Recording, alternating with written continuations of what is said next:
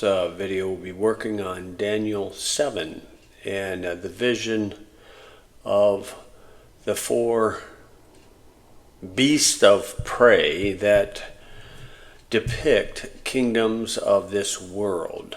As Jesus said, the kingdoms of heaven, or the kingdom of heaven, operates by violence, and so that's why the Lord gave Daniel this vision. So you'll see here in the first year of Belshazzar, but in chapter 6, which is the last year of Belshazzar, and so here we have, he's going back in time for the first year of Belshazzar for this vision, and then this one is the third year of Belshazzar, and this is the first year of Darius.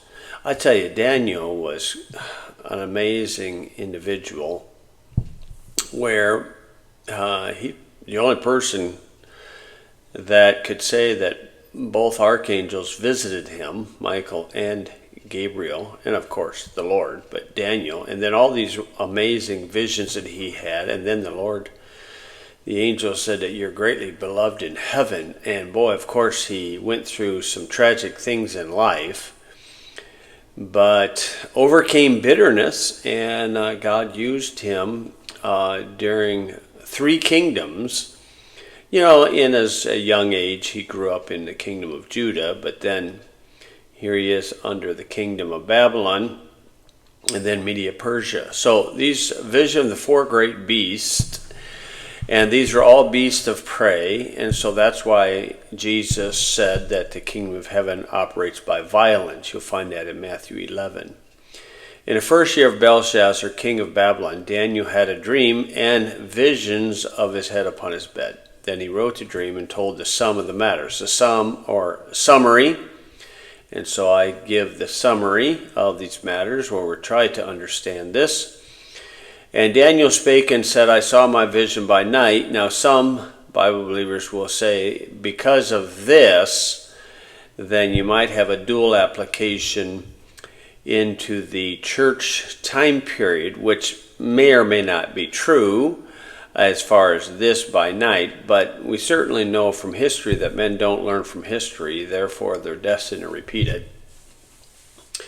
And then he says, behold, the four winds of heaven strove upon the great sea. So it would be assumed to be the Mediterranean Sea, maybe the Red Sea, I'm not sure, either or. You can go with that.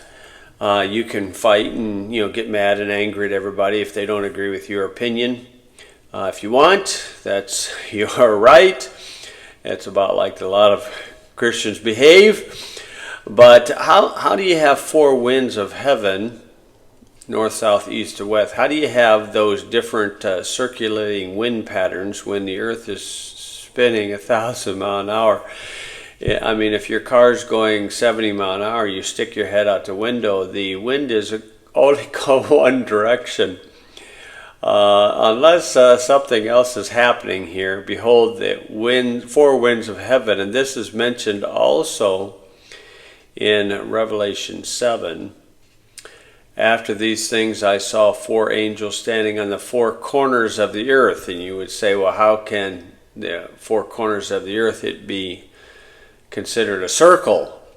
Okay, well, if you fly over this wonderful country, and when you fly over Kansas and Colorado and Iowa from the air, you'll see circles, green circles, but yet in the four corners, the pivot system, the irrigation, doesn't reach out to the corners because the pivot system is in a circle. So that could be an easy, natural example of you got standing in the four corners of the earth, holding the four winds of the earth, that the wind should not blow on the earth, nor on the sea, nor on any tree. Okay, so that could be an explanation of that. And so here you have the four winds of heaven strove upon the great sea, either Mediterranean or the Red Sea, and maybe even the Dead Sea, I don't know. And the four great beasts came up from the sea.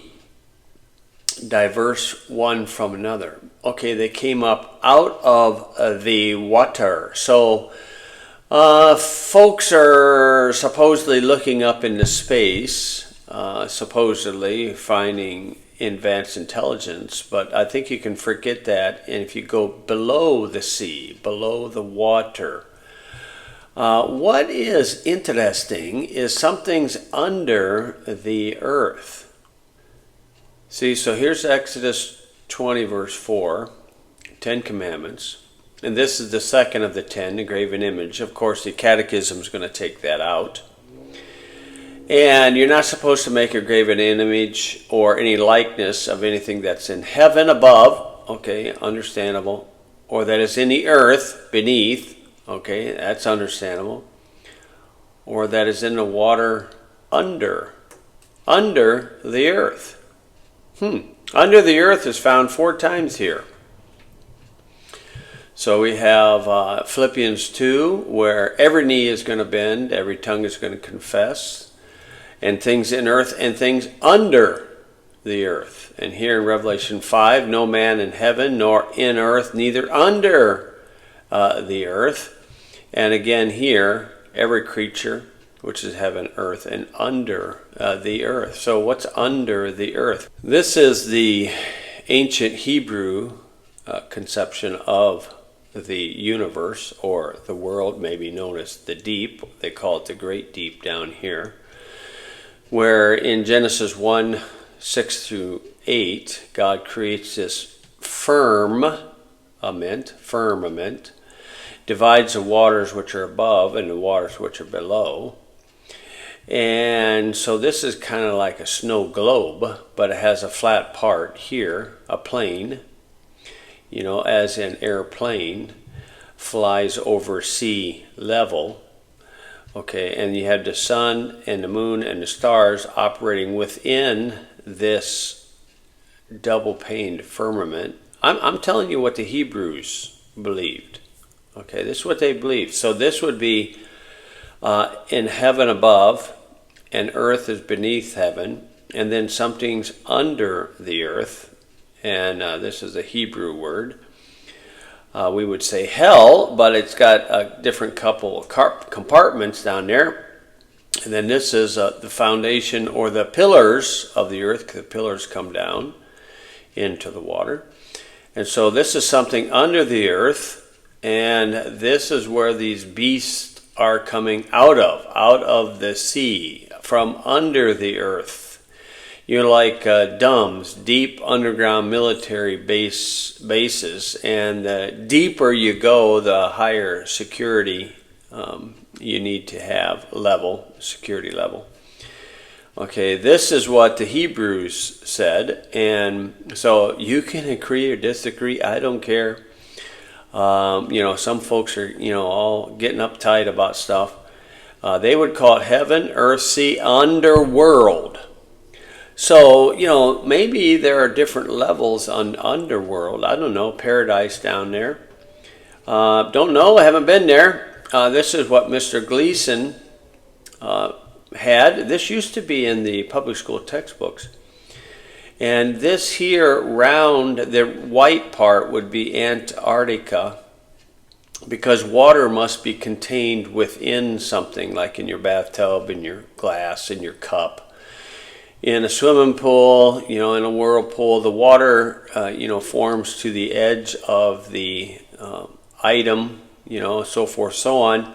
And so if this is an ice wall of 150, 200 feet, okay, again, I'm just telling you what Gleason said. That was his thoughts on it. You may or may not agree. Doesn't matter to me. Doesn't matter. This does seem to make sense to me in my mind. Okay, and so this is what David and Moses and Samuel and the prophets. This is what Isaiah. This is what they tend to understand, tend to believe. And from here to here, maybe 100 miles, maybe, something like that. But I just think that's an interesting concept. So these great beasts, these beasts of prey, these survive the fittest, these no concern for the people, no conscience, these great beasts. It's like a mouse playing with or a cat playing with a mouse. It's like a lion where it has no feelings when he eats the gazelle. Okay, where these beasts, these world leaders, these beasts, don't even care for their people at all. They have no concern. They're concerned about themselves and themselves alone, operating under the survival of the fittest. This is a vision that Daniel saw. And of course, these are prophetic pictures of something in the future. And of course, this is what the Bible is fascinating about.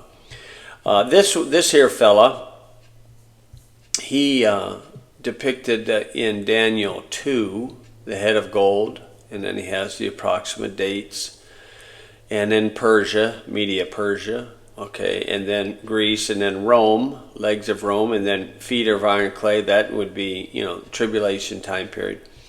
And the Lord Jesus and God sends a rock from heaven, hits him in the feet, and then the kingdom of Christ grows out into eternity. I mean, that's a wonderful thing. That's an amazing thing. But you see, this didn't come into existence about there, 330 BC. And so the Lord rises these and takes them down, and he often sets over them, according to Daniel 4, the basest of men. Okay, the basest of men. So this here fella, this would be more Daniel 2 here. Okay, you got 606, 536. Here's Alexander the Great, where he shows up for 33 years. And then Rome, and then end time. So that's pretty good. That's pretty good there. This one here, he parallels Daniel 2 and 7.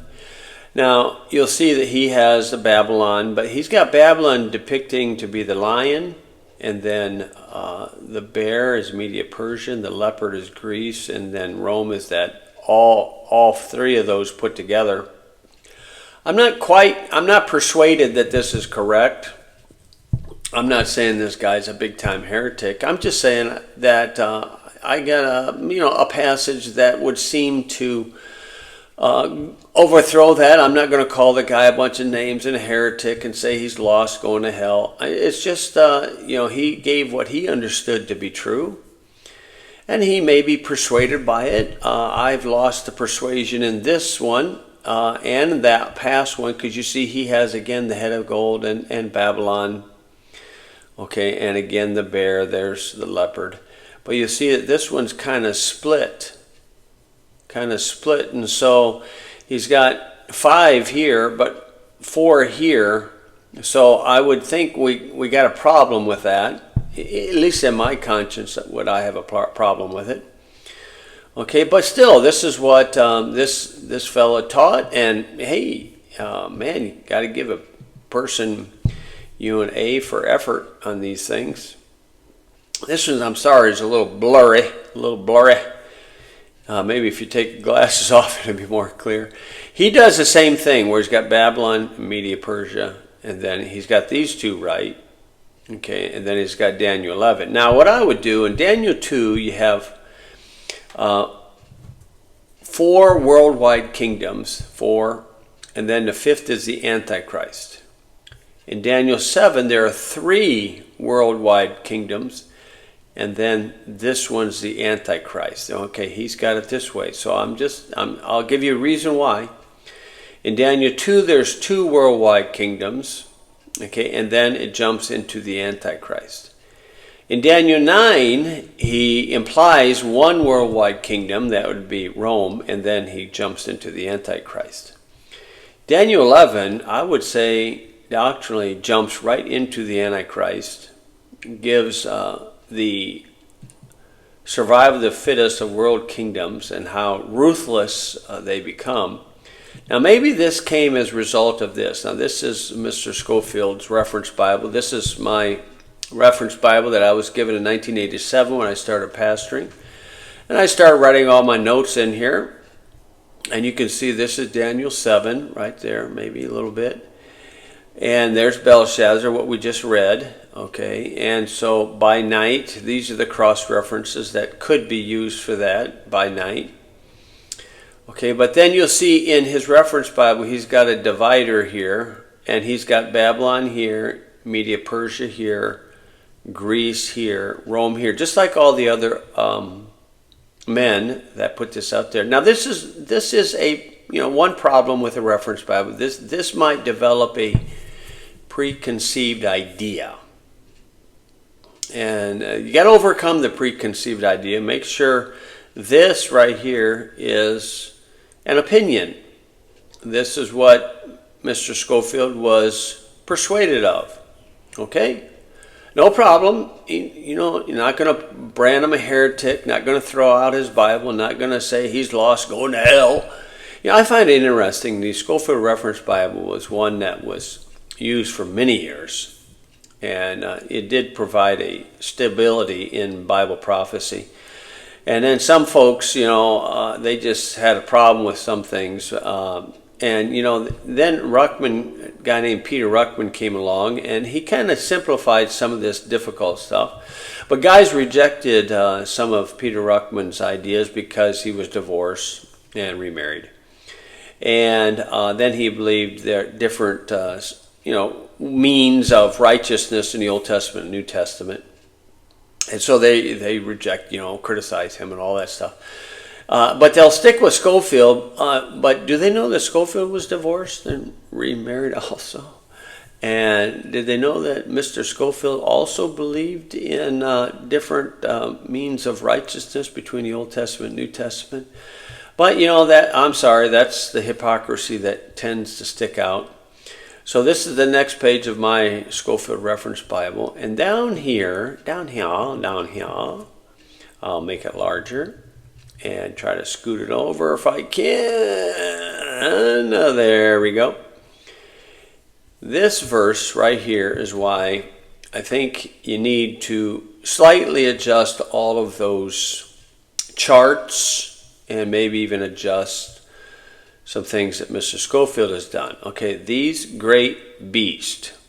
Okay, then he's got down here his footnote, which are four kings. So the beasts are kings.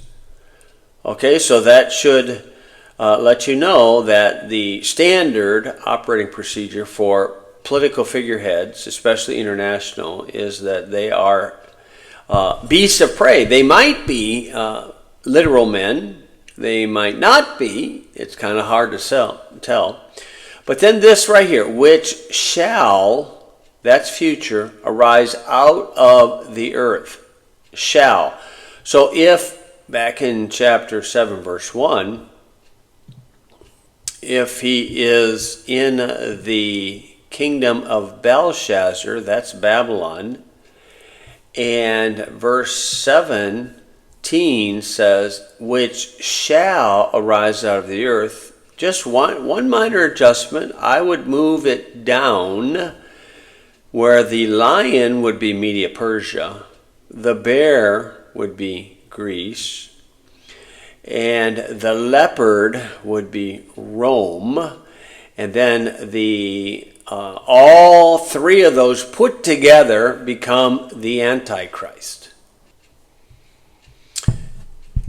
And here in Revelation 13, John says, I stood upon the sand of the sea, and saw a beast rise up out of the sea. So if he's on Patmos, then I would suppose we could narrow that down to Mediterranean Sea. Again, the beast comes up out of the sea from under the earth. Maybe there are some genetic, breeding factories below the earth where Satan can produce life. So we have this beast comes up out of the sea, deep underground military base, having 7 heads, 10 horns. So we have a 10-horned dictator, and upon his horns 10 crowns, and upon his head the name of blasphemy. And the beast which I saw was like unto a leopard, his feet the feet of a bear, and a mouth the mouth of a lion. And the dragon gave him his power and his seat and great authority. So the dragon, Lucifer. So remember Lucifer, Satan offered the world kingdoms to Jesus if you'd bow and worship him. So with that in mind, whoever worships the dragon makes a deal with him, usually by a blood sacrifice or something. And if the person's flesh and blood, then they're going to, force them into a situation where they have to choose.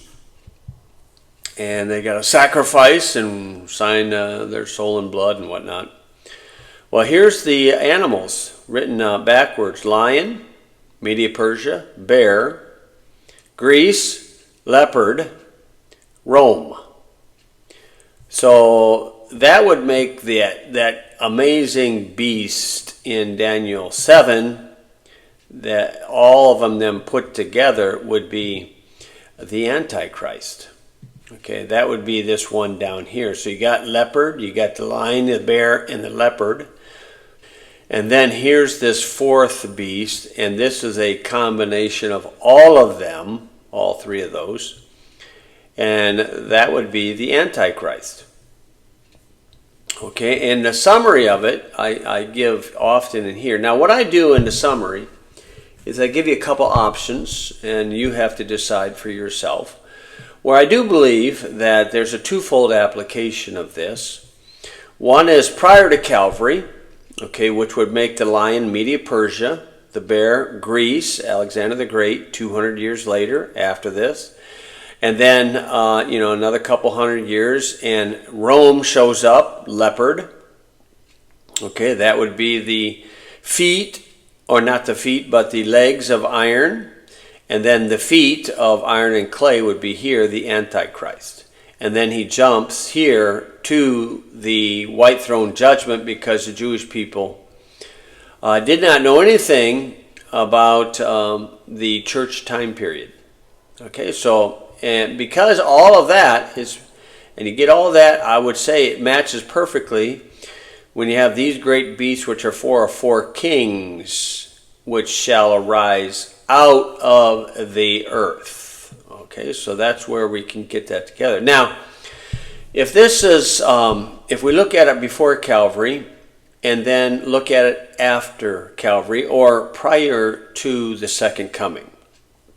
Now, Americans, Westerners, we usually make a mistake of interpreting the Bible from a Western viewpoint, and I've seen many Bible teachers in America say that this lion is England, the bear is Russia, and the leopard is United States. Which may or may not be so. I have no idea. I would say we need to keep it within the Middle East context. Several years ago, there's a fella that I had come speak for us. He was a converted ex-Muslim, and he wasn't real solid in his doctrine, but he grew up in Israel, and so I thought some of his experience would benefit our people. And so he came to church. He was a New King Jimmy guy, and I gave him a reference Bible, and we kind of joked about it a little bit. And our folks really learned some things, and he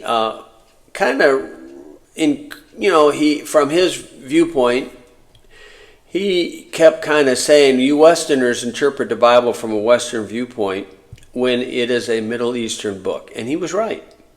And he is right. So I have a little bit different take on this. And if it bears witness to your spirit, great. If it doesn't, hey, that's your choice. Each of us are sovereigns. We don't have to agree 100%.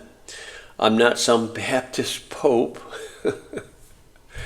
I'm very relaxed about what I believe, and if I am fully persuaded on it, I am persuaded on it. And if you're not, fine. I don't care. Okay, the first is like a lion and had eagle's wings.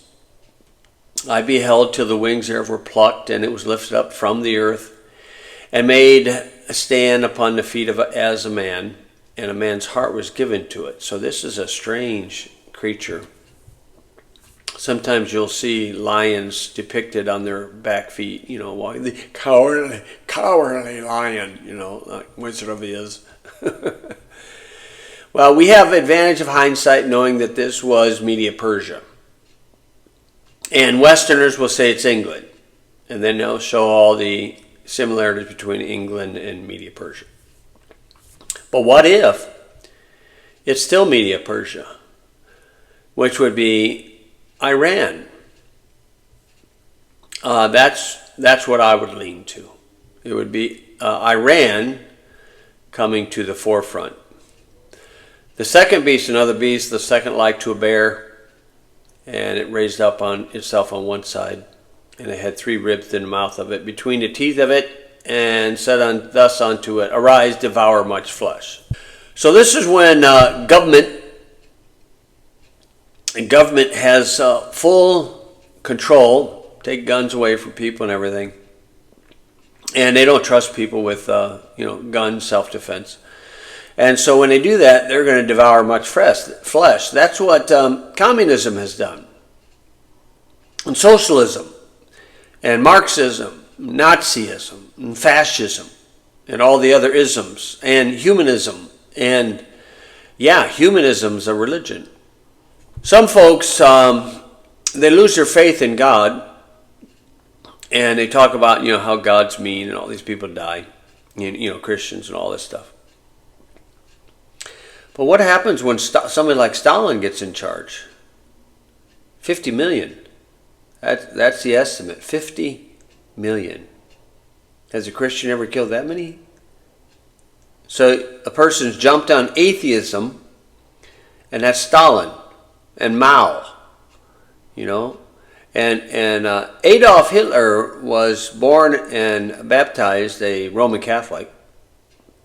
And when he died, or pretended to die, I don't know. I have no idea. Personally, I would think he didn't die, at least not in Germany, maybe down in Argentina.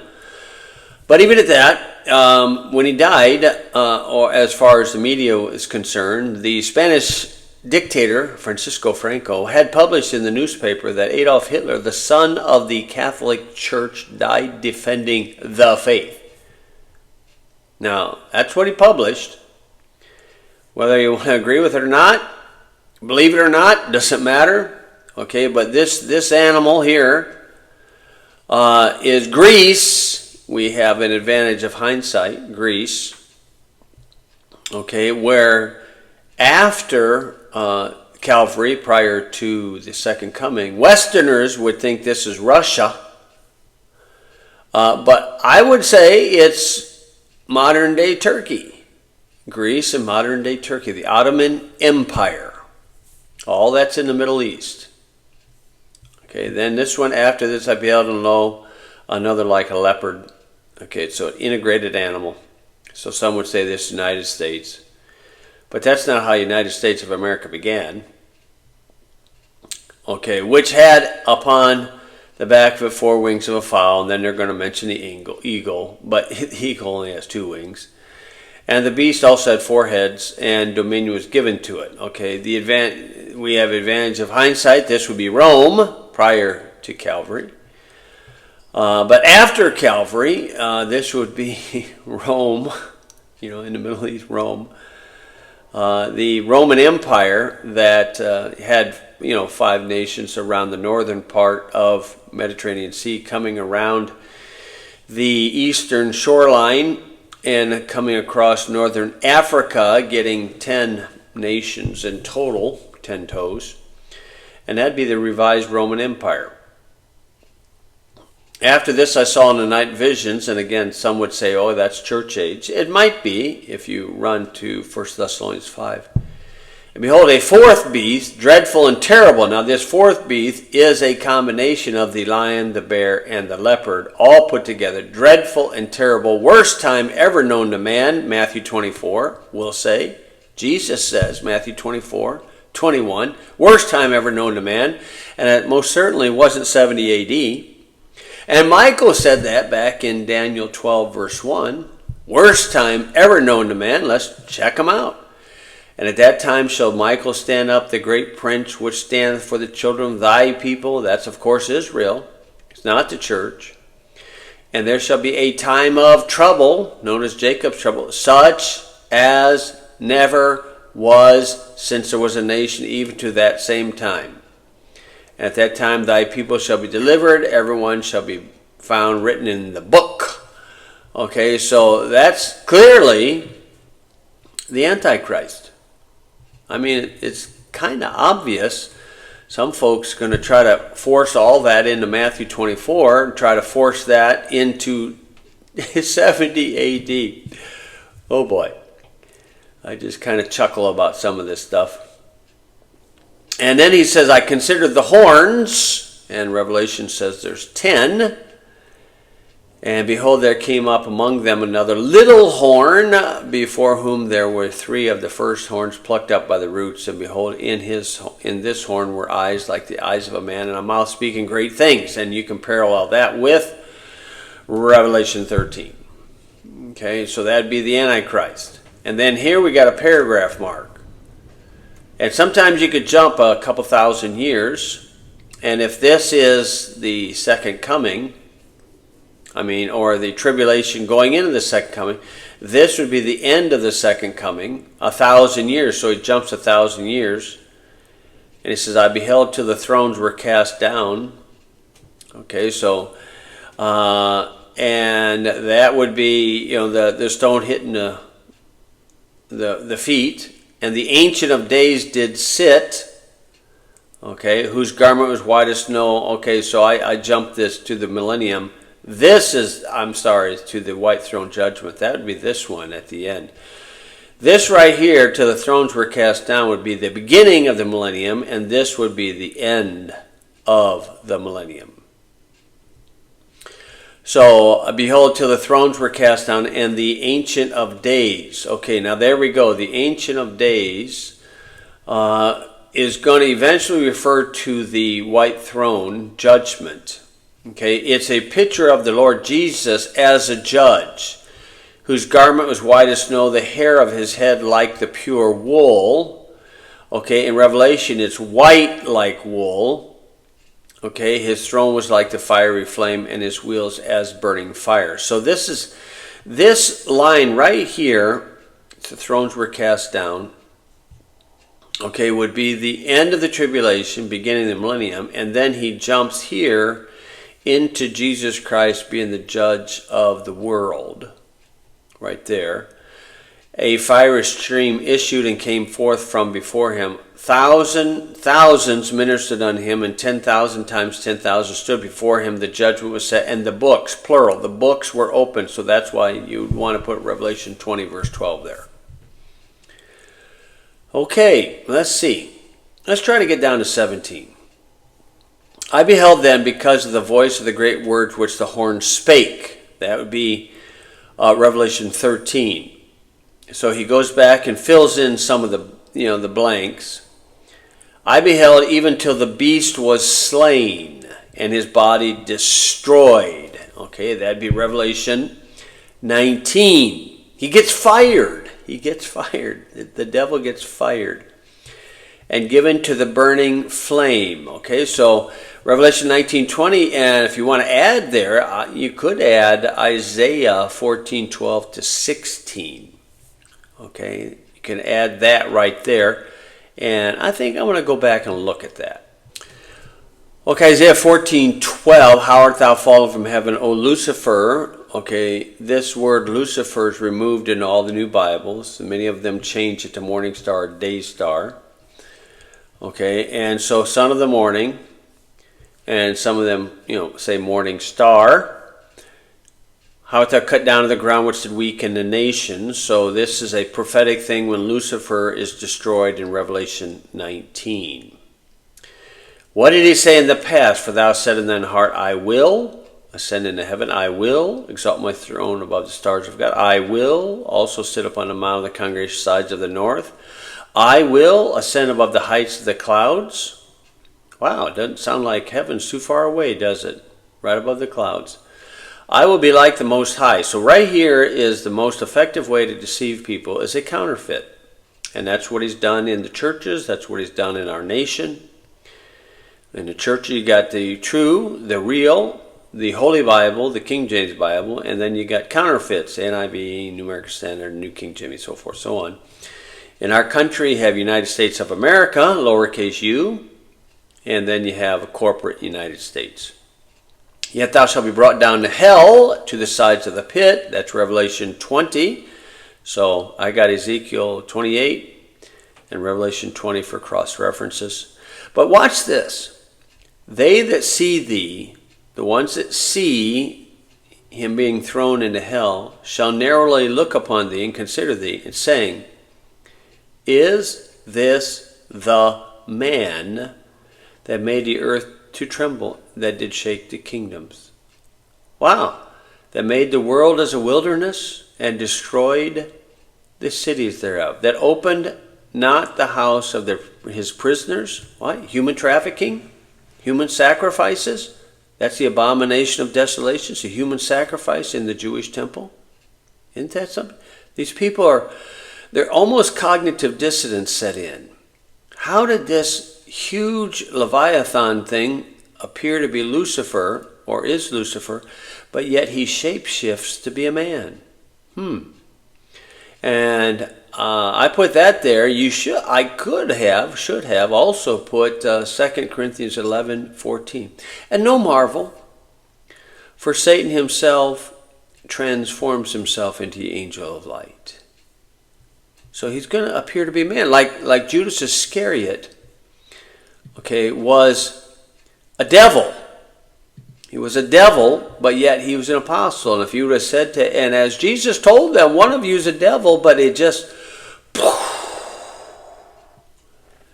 how does a mortal mind accept immortality, truths of the spirit world? It's kind of tough to figure out sometime. So there's the burning flame. As concerning the rest of the beasts, they had their dominion taken away. Dominion. Look at that. Dominion. Dome. D-O-M, and then throw in the E. It's a kingdom under a dome. A kingdom. A kingdom. Isn't that something? Kingdom. It's right in front of us. Truth is hidden right in plain sight. And how many of us miss it? So yet their lives are prolonged for a season and a time. I saw in the night vision, behold, one like the Son of Man, which came with the clouds of heaven, came to the Ancient of Days, and they brought him near before him. And there was given him a dominion, there's that dome again, and glory, and a kingdom. Look at there, kingdom, that all people, nations, languages should serve him. His dominion, is an everlasting dominion. 1, 2, 3, 4 times, 5 times, he says in a verse, strong, right in front of us, it is the truth hidden in plain sight. That'd be the firmament, which shall not pass away, in his kingdom that which shall not be destroyed. And of course, this is, if you had some dreams like this, visions like this, you saw these beasts of prey, and you saw people getting killed, like Revelation, and John saw this stuff, man, it would work on your spirit. And I, Daniel, was grieved in spirit in the midst of my body, and the vision of my head troubled me. Of course, mortal man has a hard time with immortality. I came near unto one of them that stood by and asked him the truth of all this. So he told me, made me know the interpretation of things. And then he starts interpreting right here. So I'm going to stop right there, 15. We'll pick up 15 in Lord willing in the next video. If you have any comments, make sure you write them below. And if you have any questions, write them below. We'll see what we come up with. And I just pray that claim the promise that we have in John 16:13. Claim it, that the Spirit of truth will guide you into all truth.